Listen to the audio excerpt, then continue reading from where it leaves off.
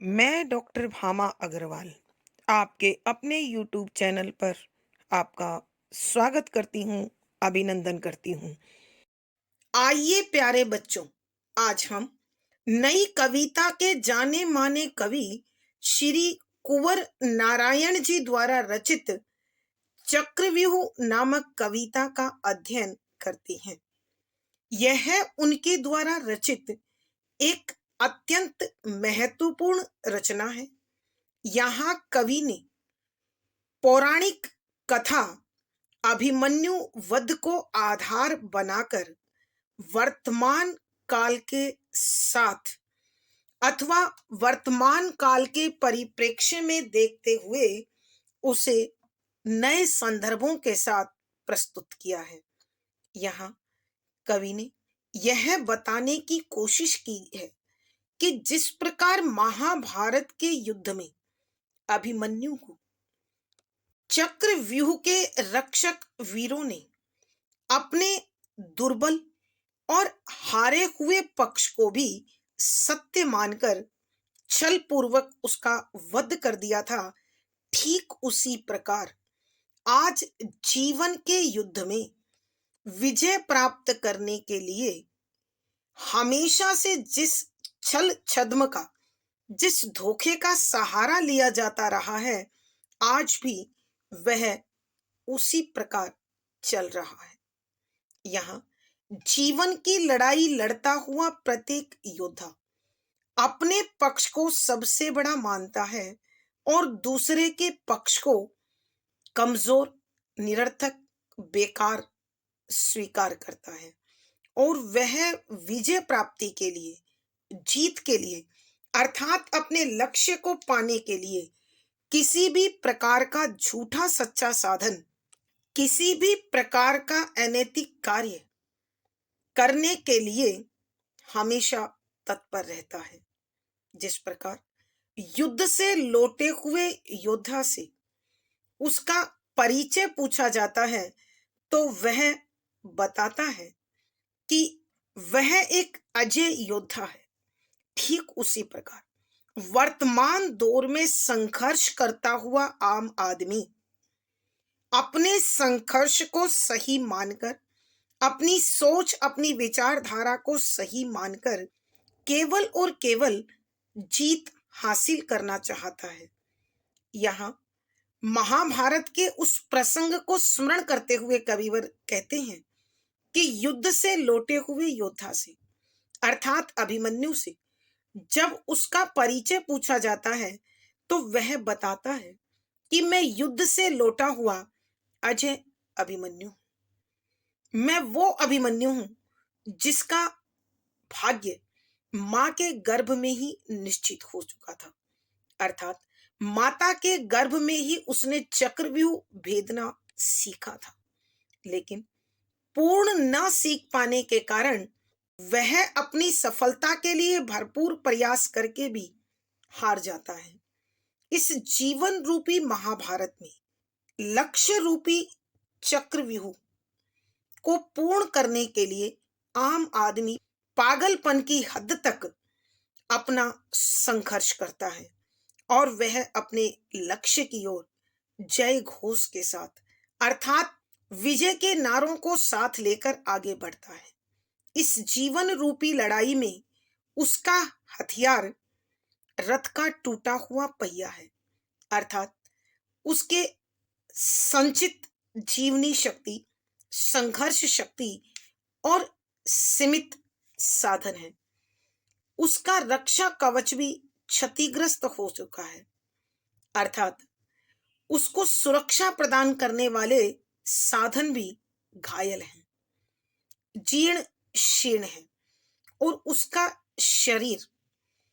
खून से लथपथ एक लाश के समान है। अर्थात जिस प्रकार लाश भाव और विचार शून्य होती है, ठीक उसी प्रकार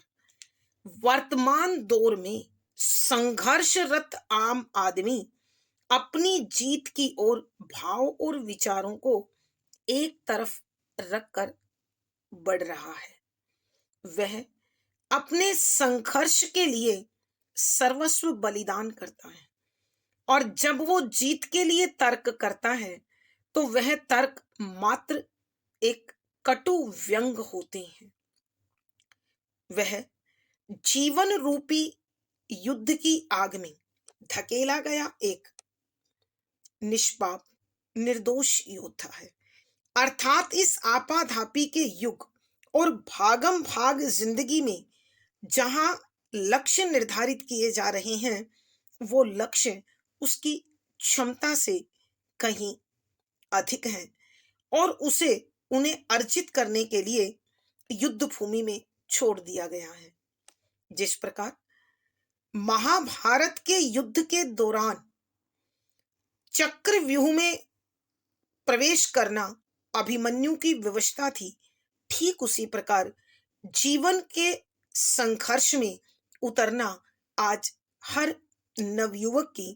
विवशता है, मजबूरी है। क्योंकि वर्तमान दौर में जीवन मूल्यों की सफलता की परिभाषा यही निश्चित है। जिस प्रकार महाभारत के युद्ध के दौरान अभिमन्यु के पास कोई और विकल्प नहीं था, वर्तमान समय के नवयुवक के पास भी इस लक्ष्य की ओर बढ़ने के सिवा कोई अन्य विकल्प नहीं है। आज मानव का जीवन युगों युगों से चले आ रहे महाभारत के महायुद्ध की कथा के उस पन्ने की भांति है, जिस पर दुर्भेद्य चक्रव्यूह को तोड़कर अजय अभिमन्यु ने अपने भय के आतंक पर जीत हासिल की थी, और संघर्ष के कुछ ही पलों में उसने यह जान लिया था कि प्रतिपक्ष अर्थात चक्रव्यूह की रक्षा करने वाले शत्रु पक्ष के वो वीर वीरता नहीं कायरता का प्रतिरूप हैं, जिन्होंने अपने पक्ष को जीतने के लिए युद्ध के नियमों को, वीरता के धर्म को एक तरफ रखकर अनुचित तरीके से इस लड़ाई को लड़ा। आज नवयुवक भी, आम आदमी भी जीवन के संघर्ष को लड़ते हुए उसी प्रकार प्रतिपक्ष से संघर्ष करता है, और इस संघर्ष को जीतने के लिए, इस लक्ष्य की प्राप्ति के लिए अपना जी जान लड़ा देता है। जिस प्रकार अभिमन्यु ने चक्रव्यूह में प्रवेश करके निष्पक्ष रहते हुए समय के चक्र से घिरकर जीवन की सच्चाई को जाना था, वर्तमान काल का आम आदमी भी जब जीवन के संघर्ष के लिए संघर्ष के मैदान में उतरता है, तो वह इस समाज में प्रगति की इस लड़ाई में, उन्नति की इस लड़ाई में किस किस प्रकार के हथकंडे, किस किस प्रकार के साधन अपनाए जाते हैं, उसकी उसे भी पूर्ण ऊंचाई के साथ जानकारी प्राप्त हो जाती है। आइए अब हम कवि द्वारा रचित इस कविता को, जिसमें चक्रव्यूह की घटना को नए जीवन मूल्यों के साथ, नए जीवन दर्शन के साथ, वर्तमान संघर्ष के परिदृश्य में रचा गया है, लिखा गया है, उसके पदों की व्याख्या कर कवि के भावों को समझने की कोशिश करते हैं। पद संख्या 4। मैं बलिदान इस संघर्ष में कटु व्यंग हूं उस तर्क पर जो जिंदगी के नाम पर हारा गया। आहुत हर युद्धाग्नि में वह जीव हूं निष्पाप जिसको पूजकर मारा गया। वह शीश जिसका रक्त सदियों तक बहा, वह दर्द जिसको बेगुनाहों ने सहा। प्रसंग प्रस्तुत पद हमारी हिंदी की पाठ्य पुस्तक समकालीन हिंदी कविता में संकलित नई कविता के सशक्त हस्ताक्षर श्री कुंवर नारायण जी द्वारा रचित कविता चक्रव्यूह से लिया गया है। संदर्भ, यहाँ कविवर कुंवर नारायण जी महाभारत के उस पौराणिक प्रसंग को जिसमें अभिमन्यु चक्रव्यूह भेदन में अपना भरसक प्रयास करता है और जीत के लिए हर यथासंभव कोशिश करता है, उसे वर्तमान युग के परिप्रेक्ष्य में देखने की कोशिश करते हुए कविवर लिखते हैं कि व्याख्या, शब्दों के अर्थ आवश्यकता के अनुसार मैं अर्थात अभिमन्यु, बलिदान, त्याग, इस जीवन का संघर्ष, प्रयास में कटु चुभने वाला, व्यंग, ताना, तर्क, बात, जिंदगी, जीवन, हारा गया, हार दिया गया, आहूत, बुलाया गया, आमंत्रित किया गया, युद्धा अग्नि, युद्ध की आग में, जीव, जीवन, निष्पाप, पाप से रहित, शीश, सिर, रक्त, खून, दर्द, पीड़ा, बेगुनाह, निर्दोष। यहाँ कविवर कुंवर नारायण जी महाभारत युद्ध के दौरान चक्रव्यूह भेदन में अभिमन्यु के प्रसंग को नए परिप्रेक्ष्य में देखते हुए बता रहे हैं कि जब युद्ध से लौटने पर अभिमन्यु से उसका परिचय अर्थात योद्धा से उसका परिचय पूछा जाता है, तो अभिमन्यु उसका उत्तर देते हुए कहते हैं कि मैं बलिदान इस संघर्ष में, कि मैं इस महाभारत के महासंग्राम में किया जाने वाला त्याग हूं, कटु व्यंग हूं उस तर्क पर, कि मैं उस बात पर तीखा ताना हूं जो जीवन के नाम पर हार दिया गया। अर्थात अभिमन्यु के कहने का अर्थ यह है कि मुझे वीरता का प्रतिरूप कहकर इस महाभारत की युद्ध भूमि में उतार दिया गया, जिसका इस युद्ध में शहीद हो जाना तय था। आहूत हर युद्ध अग्नि में वह जीव हूं निष्पाप, कि मैं वो पाप रहित जीव हूं जो इस युद्ध की आग में आमंत्रित किया गया, निमंत्रित किया गया, जिसको पूजकर मारा गया, कि मेरी पहले पूजा की गई और फिर मेरा वध कर दिया गया। अर्थात शत्रु पक्ष द्वारा मेरी वीरता की, मेरे साहस की प्रशंसा हुई और फिर भी मेरा वध कर दिया गया। वह शीश जिसका रक्त सदियों तक बहा, कि मैं वो कटा हुआ सिर हूं जिसका खून युगों युगों से बह रहा है। अर्थात कवि के कहने का भाव यह है कि अभिमन्यु उसके परिचय के उत्तर में कहता है कि मैं वो कटा हुआ सिर हूं जिसका खून हमेशा से बह रहा है, और मैं वो पीड़ा हूं जिसे अनेक निर्दोषों ने सहन किया है, सहा है।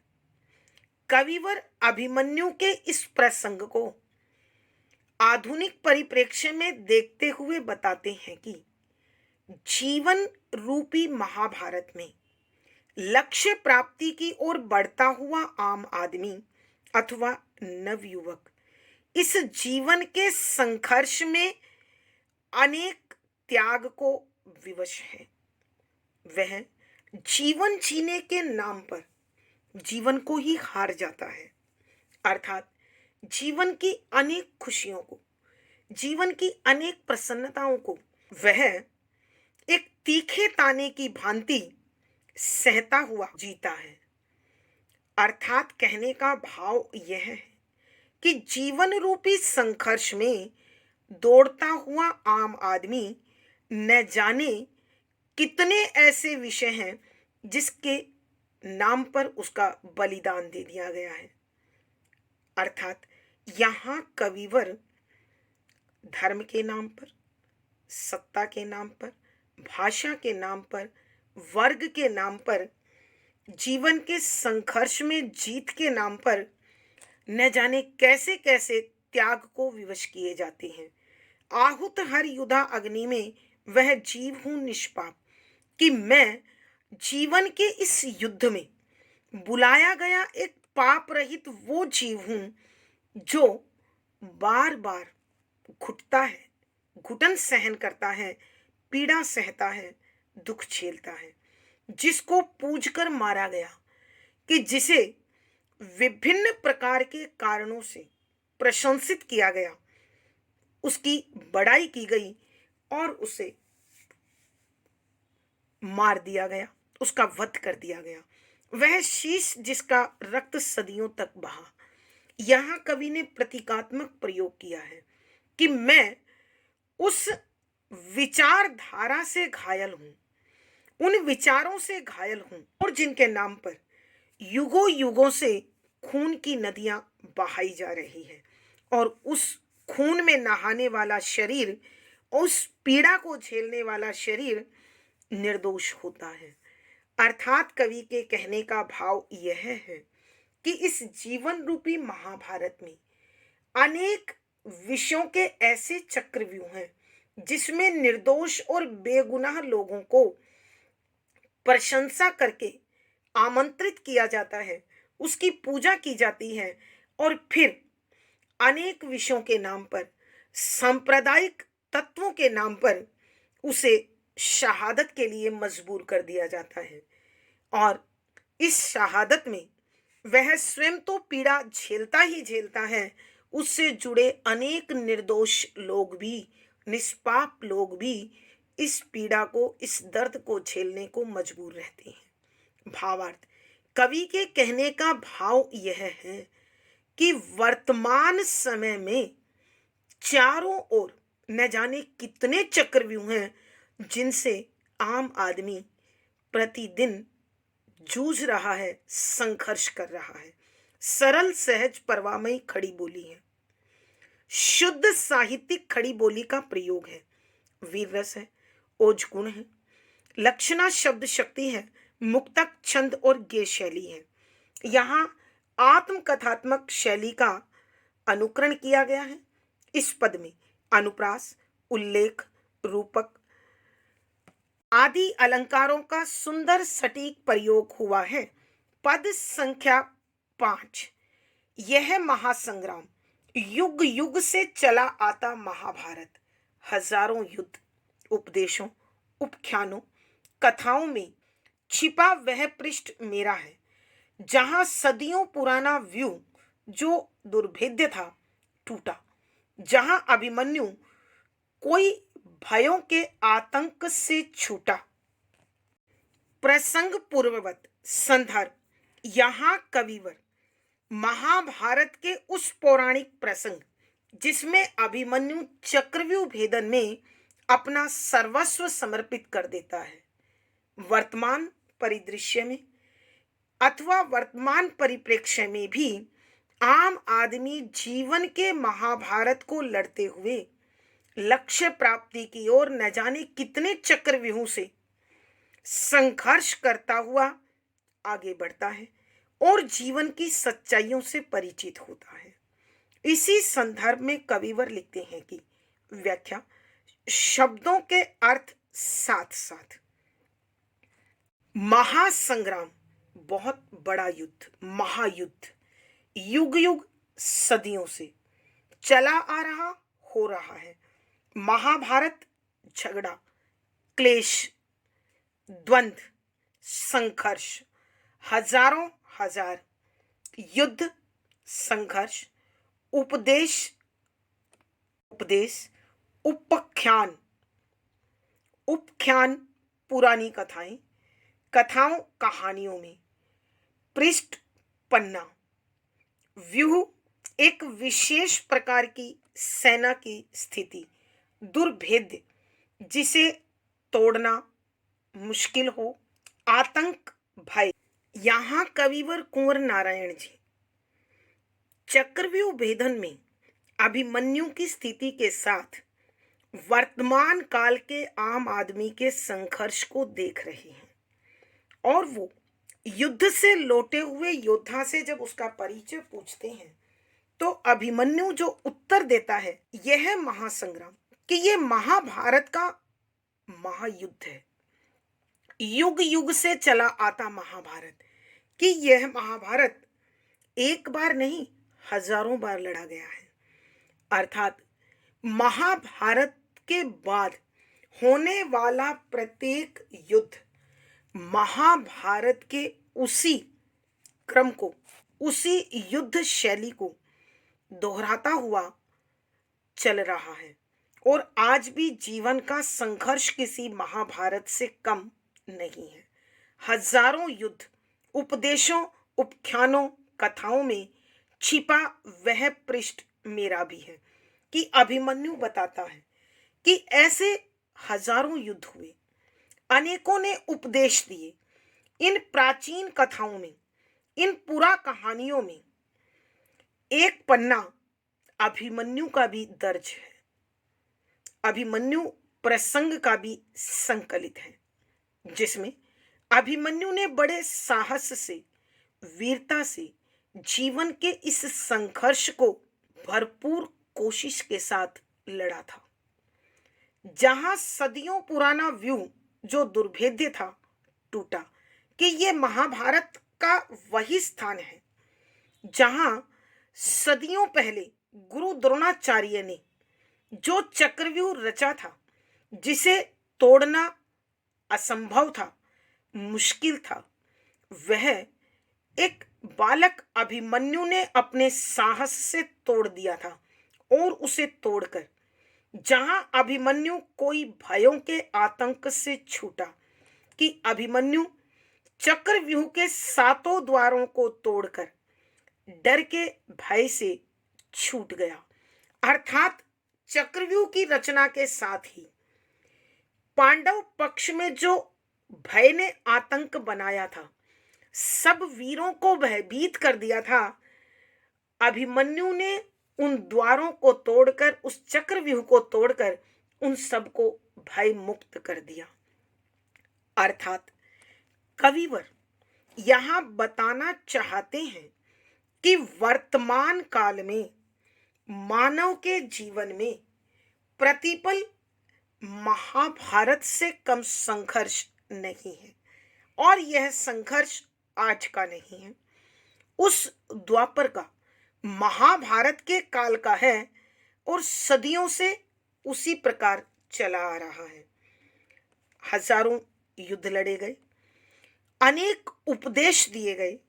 प्राचीन कथाओं में प्रेरणा के लिए, शक्ति के लिए, साहस भरने के लिए अनेक प्रसंगों को, अनेक कहानियों को सुनाया गया। और जिस प्रकार महाभारत में अभिमन्यु प्रसंग भी अपना एक महत्वपूर्ण स्थान रखता है, उसी प्रकार जीवन की लड़ाई में संघर्ष करता हुआ प्रत्येक आम आदमी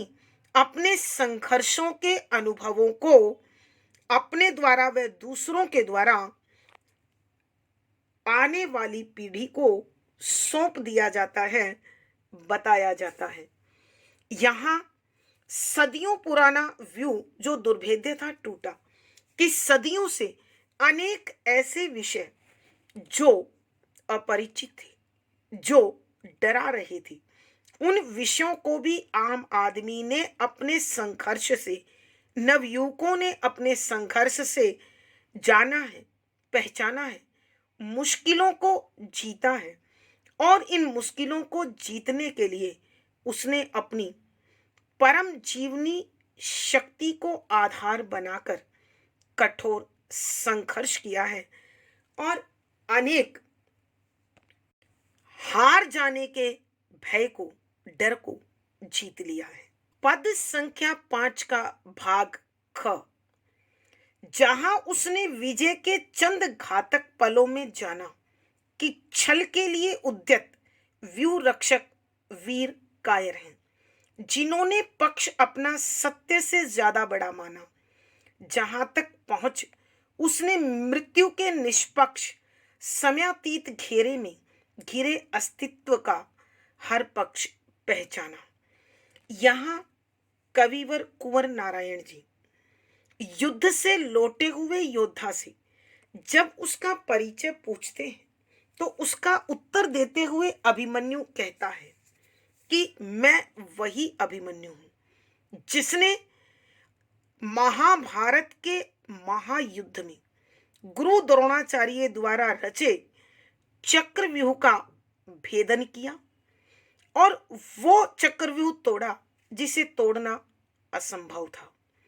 और उसे तोड़कर मैंने अपने डर पर और पांडव पक्ष में फैले डर के भय को जीत लिया था। और जब मैं सात सात योद्धाओं से, महारथियों से संघर्ष कर रहा था तो उन्होंने छल पूर्वक मेरा वध कर दिया। मैं संघर्ष की ओर बढ़ता हुआ उन जीत के केवल थोड़े से पलों में विजय जीत चंद थोड़े से घातक, हानि पहुंचाने वाले, घायल कर देने वाले पल क्षण जाना समझ लिया कि छल के लिए, धोखे के लिए उद्यत, तैयार, तत्पर व्यूह रक्षक, चक्रव्यूह की रक्षा करने वाले वीर योद्धा कायर, बुज़दिल हैं, डरपोक हैं, वीरता से रहित हैं, जिन वीरों ने पक्ष अपना हिस्सा सत्य से ज्यादा बड़ा माना कि अपनी जीत को सत्य से भी अधिक बड़ा स्वीकार कर लिया। मृत्यु के निष्पक्ष की मौत निष्पक्ष, पक्षपात से रहित, समयातीत अर्थात समय के प्रभाव से मुक्त, दायरे में घिरे घिरा हुआ अस्तित्व, पहचान, जीवन, हर पक्ष, हर पहलू को पहचाना, समझ लिया। कि अभिमन्यु बताते हैं कि जब मैंने उस चक्रव्यूह के सातों द्वारों पर संघर्ष करते हुए उन वीरों को जीता, अपने आप उस लड़ाई में जीत हासिल की, तो उस जीत के महज थोड़े से पलों में अर्थात 6 द्वार तक मुझे जो जीत हासिल हुई, उन जीत हासिल करने वाले थोड़े से भयानक क्षणों में भी मैंने इस सत्य को पहचान लिया कि इस चक्रव्यूह के द्वारों पर रक्षा करने वाले जो योद्धा खड़े किए गए हैं वो वीर होकर भी कायर हैं और धोखे के लिए तत्पर हैं, तैयार हैं। अर्थात अभिमन्यु कहना चाहता है कि उन वीरों ने 7वें द्वार पर अपनी वीरता का परिचय नहीं बल्कि धोखे से मुझे मारकर अपनी कायरता का परिचय दिया। ये वो वीर हैं जिन्होंने सत्य को झुठलाया और अपने पक्ष को, अपनी जीत को अधिक महत्व दिया। और वहां मृत्यु के निकट पहुंचकर मैंने जाना कि मौत पक्षपात रहित है और उस समय के दायरे में बंधा हुआ मेरे जीवन का अस्तित्व अथवा मेरा जीवन के हर सत्य को, सत्य के हर पहलू को बहुत अच्छे से पहचान गया। वर्तमान परिप्रेक्ष्य में देखते हुए कविवर प्रतीकात्मक रूप में प्रस्तुत करते हैं कि यहाँ जीवन की लड़ाई लड़ता हुआ प्रत्येक संघर्षशील नवयुवक अथवा आम आदमी जैसे जैसे जीत की ओर बढ़ता है, जैसे जैसे सफलता की ओर बढ़ता है, तो अनेक कटु अनुभव, अनेक ऐसे अनुभव जो उसे यह समझाने की कोशिश करते हैं कि लक्ष्य की ओर बढ़ने के लिए न जाने कैसे कैसे नीति विरुद्ध आचरण करने वाले तत्वों से संघर्ष करना पड़ता है, कि छल के लिए उद्यत व्यू रक्षक वीर और कायर हैं। इसी प्रकार जीवन के संघर्ष में लड़ते हुए अनेक ऐसे संघर्षशील तत्व भी हैं जो नीति, नैतिकता का आचरण छोड़कर केवल जीत के लिए धोखा, छल करने के लिए तत्पर रहते हैं।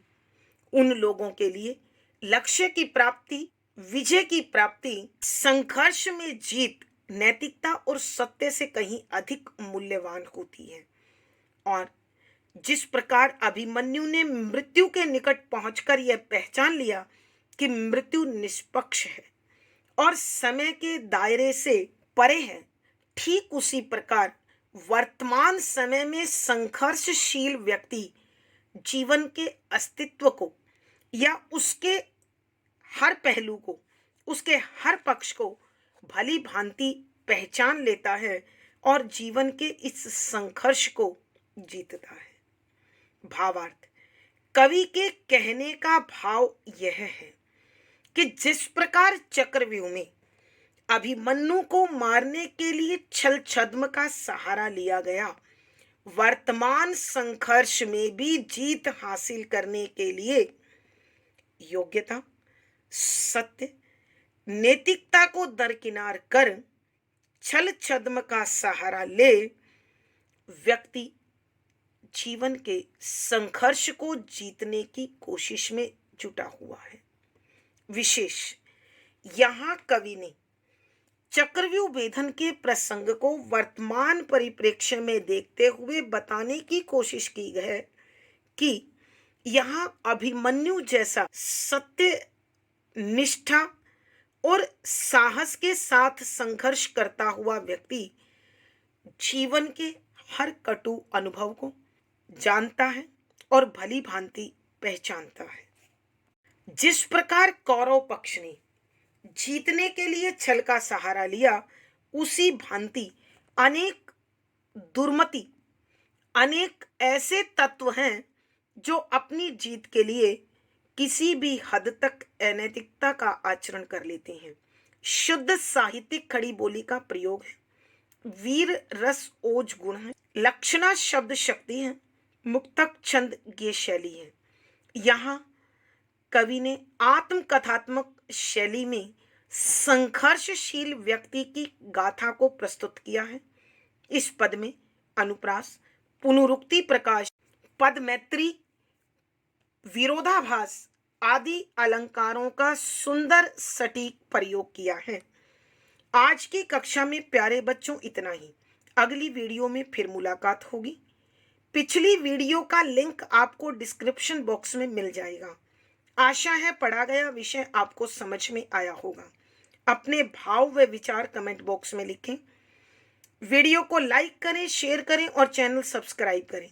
आपका दिन और जीवन मंगलमय हो, इसी शुभकामना के साथ आभार, धन्यवाद।